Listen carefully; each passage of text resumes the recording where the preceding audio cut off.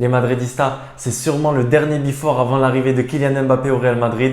Très excité, très chaud. Mais demain soir, Betis-Séville, Real Madrid, c'est à 22 h sur Beansport. On est chaud bouillant et c'est parti pour le before. Voilà les Madridistas, j'espère que vous allez bien. C'est Nono, on se retrouve pour une nouvelle vidéo avant match de ce Betis-Séville Real Madrid qui sera demain soir à 22 h sur Beansport. Les Madridistas, avant de continuer, super heureux de vous dire que comme d'habitude, mon partenaire OneFootball m'accompagne. OneFootball, pour ceux qui ne connaissent pas, c'est l'application numéro 1 sur toute l'actualité du foot. Vous y retrouvez les classements, toutes les informations. L'application est totalement gratuite, dispose sur l'App Store et sur Android. Le lien est dans la description. Et les Madridistas, justement, je vais commencer par ça avant d'aller un peu plus loin sur l'avant-match. On le sait, on en parle depuis un bon moment et ça va être officiel dans les prochaines heures selon Marca, selon AS. Kylian Mbappé va bien rejoindre le Real Madrid.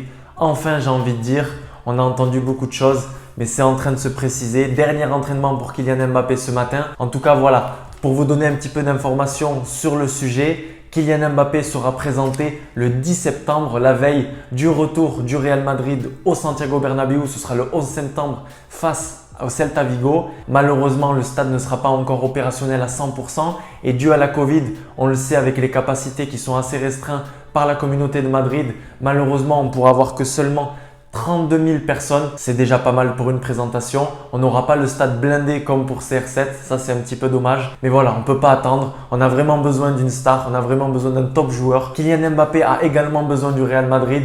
Les gars, là, ça va être magnifique. Kylian Mbappé avec Karim Benzema. Et pour continuer dans les informations, on parle d'un salaire net de 25 millions d'euros par an pour l'international français. Et donc voilà, 11 millions de plus que ce que gagne Kylian Mbappé actuellement au PSG. C'est considérable. Mais quand on aime, on ne compte pas. Papi Pérez aime Mbappé. Mbappé aime le Real Madrid. C'est parti, on se lâche. 170 millions d'euros, c'est ce que nous a annoncé AS hier avec un plus 10 millions de bonus. Donc voilà, dans les commentaires, comme d'habitude, votre avis sur la situation.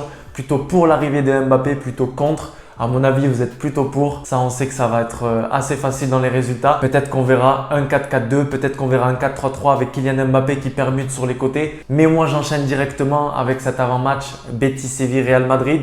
Vous le savez, cette équipe du Betis qui est 10e, qui a commencé avec 2 matchs nuls la semaine dernière aussi. Malheureusement, ça commence plutôt mal pour les hommes de Pellegrini. On le sait, ancien entraîneur du Real Madrid. Cette équipe du Betis-Séville qui joue tout simplement en 4-3-3 ou aussi en 4-2-3-1 avec Fekir en numéro 10 derrière les attaquants.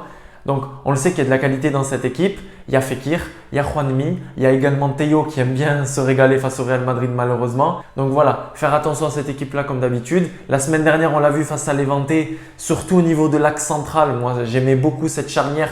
On va voir ce week-end s'il y a eu des corrections, si ça s'est amélioré, s'il n'y aura pas encore, mais malheureusement, de petites erreurs du côté de cette charnière centrale. Justement, pour ce 11, on en parle tout de suite les Madridistas. Je pense qu'on verra un Thibaut Courtois dans les cages comme d'habitude. Un Carvajal sur le côté droit. Et oui, je pense que ça y est, Carvajal est tout à fait remis. Encore une semaine complète d'entraînement pour l'international espagnol. Malheureusement, pas appelé par Luis Enrique. Ça me fait de la peine, mais peut-être que ça reviendra avec le temps. Il n'y a pas de souci pour ça, les Madridistas. Au niveau de la charnière centrale, on retrouvera Militao, ça c'est une évidence. Après pour Nacho, il s'est entraîné en salle cette semaine à l'intérieur des installations. Je ne sais pas s'il y a une gêne, s'il y a une petite blessure.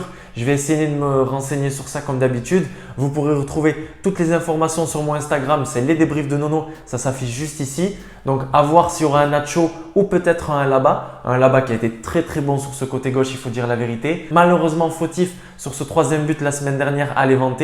Et puis sinon, si voilà Nacho n'est pas disponible, ce sera Alaba avec Militao et puis sûrement Miguel sur ce côté gauche. Ça m'étonnerait qu'on voit un Vallejo dans l'axe pour le moment. Au niveau du milieu de terrain, classique j'ai envie de dire. Un Casemiro, un Valverde qui est juste époustouflant en ce moment, qui continue dans sa progression.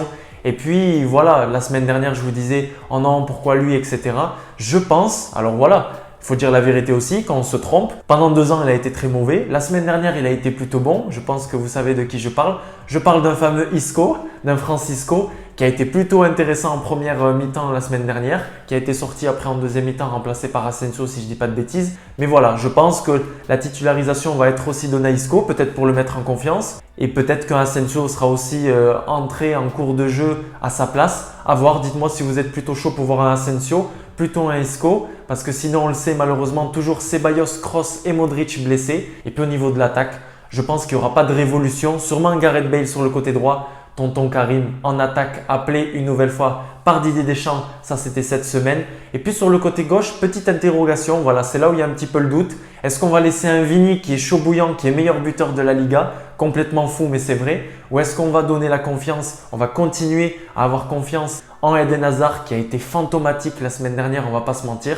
Moi, à mon avis, je pense qu'Hazard va quand même être titulaire et que voilà, pareil, dans les 30-35 dernières minutes, on verra l'apparition d'un Vinicius Junior qui est en feu en ce moment, qui joue vite, qui va très vite, qui marque vite, qui se procure des occasions et Ancelotti l'a dit en conférence de presse, qui touche beaucoup moins le ballon mais qui essaye d'être un peu plus efficace, qui a besoin de 1-2 touches pour marquer un but. C'est le Vinicius Junior qu'on veut voir. Moi, vous savez, voilà, je ne suis pas un énorme fan du joueur, mais il fait partie de notre équipe. Il faut le motiver comme pas possible. Lui, il est motivé justement sur la pelouse. On le voit, ça, on ne peut jamais lui reprocher. On ne peut pas lui reprocher. L'année dernière, on ne l'a pas trop vu sur certains matchs. Mais voilà, il était quand même impressionnant au niveau du pressing, au niveau de son envie.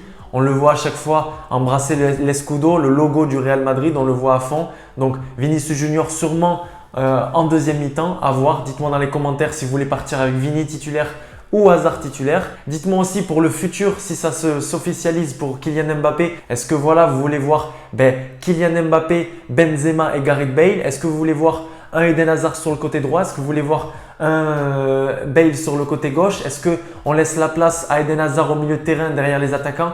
En tout cas, ça va être un peu compliqué de gérer tout ça. D'ailleurs, hier, c'est le journal AS qui nous informe également que le Real Madrid est prêt à écouter des offres concernant Asensio, concernant Isco, concernant Rodrigo, concernant Mariano et concernant Jovic. Voilà, on sait que c'est des joueurs qui pour le moment ne sont pas au top de leur forme. On sait qu'on veut se débarrasser absolument de Mariano. Mariano, c'est Keda, il ne veut pas se barrer de là. Pour Jovic, apparemment, ce sera le remplaçant de Karim Benzema cette saison. Mais en tout cas, voilà, le Real Madrid n'est pas du tout fermé. S'il y a une offre, ça peut être super bien. Et on apprend aussi que du côté de la Roma, Mourinho ne veut pas garder Mayoral.